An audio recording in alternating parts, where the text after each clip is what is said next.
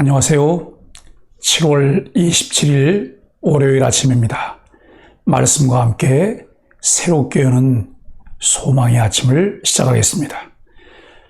팀 켈러 목사님은 바리새인은 회개조차 자기 의로 여기지만 그리스도인은 자기 의의 뿌리까지 회개하는 자다라고 이야기했습니다. 오늘 우리는 마가복음 2장 13절로 22절까지 말씀을 본문으로 해서 함께 말씀을 나누려고 합니다. 이 말씀을 통해서 주님과 함께하는 새 시대의 기쁨이라고 하는 주제로 묵상하겠습니다. 쇠관에 있던 레이를 제자로 부르신 예수님이 그의 집에서 많은 세리 및 죄인과 함께 식사를 하십니다. 서기관들이 이를 보고 비난하자 예수님은 자신이 죄인을 부르러 왔다고 말씀하십니다. 또한 금식하지 않는 제자들을 비난하려는 사람들에게 새 포도주는 새 가죽 부대에 넣는다는 비유를 말씀하십니다. 예수님께서 이 땅에 오신 것은 섬김을 받으러 오신 것이 아니라 오히려 자신을 대속물로 주기 위해 오셨다는 말씀으로 예수님이 가지신 사역의 자세를 말씀해 주십니다. 예수님은 세상에 순응하는 삶을 살지 않으셨습니다. 예수님이 가시는 곳마다 때와 장소를 가리지 않고 사람들이 따랐습니다. 예수님은 차별하지 않고 가르치셨습니다. 예수님은 세간에 앉아있는 레위를 부르셨습니다. 당시 세리들은 부당하게 통관세를 받기로 유명했습니다. 유대인들에게 세리는 반역자와 같았습니다. 그럼에도 불구하고 예수님은 알페오의 아들 레위에게 나를 따르라고 부르십니다. 여기 따르라라고 하는 이 낱말은 아코르세이라고 하는 이제 낱말인데요. 현재 시제로 되어 있습니다. 이는 행동의 지속됨을 나타냅니다. 이에 레이는 일어나 예수님을 쫓아가는 것으로 반응합니다. 레이는 세리 행위를 버리고 새로운 삶으로 전향합니다. 예수님은 레이의 집에 들어가 세리와 죄인들과 함께 식사를 하십니다. 이를 본 바리새인들의 서기관들이 세리와 죄인들과 함께 식사하느냐고 따집니다. 서기관들은 세리와 죄인들을 멸시하며 그들을 부정하게 여기는 평소의 사고방식이 그대로 드러납니다. 이에 예수님은 의인을 부르러 온 것이 아니라 죄인을 부르러 왔다고 대응하십니다. 서기관들의 질문은 곧 예수님이 왜 이 세상에 오셨는가에 답하게 합니다. 예수님은 사람들을 섬기기 위해 잃어버린 자를 찾아 구원하기 위해 이 땅에 오셨습니다. 무시당하는 자들, 소외된 자들, 아픈 자들의 신음을 들으시고 그 절규와 아픔을 아시기에 그들을 찾아가 부르십니다.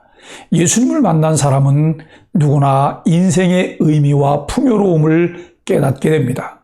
우리를 찾아오시는 예수님을 만날 때 우리 인생이 달라집니다. 위선으로 자신들의 죄를 포장하고 스스로 의인이라 생각하는 자는 예수님이 필요치 않습니다. 반면 자신들의 부끄러운 죄를 인정하는 자들은 차별 없이 예수님께서 부르시고 그들과 함께 하십니다. 죄인으로 취급받으며 세리로 살아가던 레위였는데 그런 레위를 예수님께서 부르셨습니다. 사람들에게 비난과 조롱을 받는 자신을 예수님의 제자로 삼아주심에 감사해 식사 자리를 마련하였습니다. 일종의 잔치를 벌인 것입니다. 레위는 예수님을 만난 기쁨을 나누기 위해 동료 세리들과 죄인들을 초대합니다. 이웃을 초대해 내가 만난 주님을 소개하는 것, 이것이 전도입니다. 평소대로 요한의 제자들과 바리새인들은 금식하고 있었습니다. 이와 달리 금식하지 않는 예수님의 제자들을 보며 사람들이 예수님께 딴지를 걸고 있습니다. 자신들의 외식 행위로 금식하는 바리새인과 요한의 제자들은 죄를 슬퍼하며 메시아를 기다리는 금식을 합니다. 하지만 이미 메시아와 함께하는 예수님의 제자들에게는 금식이 필요 없음을 말씀하십니다. 금식이 아니라 예수님과 함께하는 잔치를 즐겨야 합니다. 다만 금식할 날이 오는데 바로 신랑 되신 예수님을 빼앗길 날입니다. 즉 고난당하고 십자가에서 죽으실 때를 말합니다. 이어 예수님은 비교로 말씀하십니다. 율법의 전통과 규칙의 얽매인, 예를 들어 금식 규정을 말하죠. 바리새인들의 종교 형태를 낡은 옷과 낡은 가죽 부대에 빗대어 말씀하십니다. 하나님의 아들 예수 그리스도께서 이 땅에 메시아로 오셨습니다. 그 메시아이신 예수님께서 제자들과 함께 하시는 때는 금식이 아니라 잔치와 함께 그 기쁨을 누릴 수 있어야 합니다. 생배의 조각과 새 포도주는 예수님을 통해 도래한 하나님의 나라요, 복음이 임한 구원의 새 시대를 상징합니다. 반면 낡은 옷과 낡은 가죽 부대는 옛 시대의 유대교의 율법주의를 의미합니다. 새 것과 옛 것은 공존할 수 없습니다.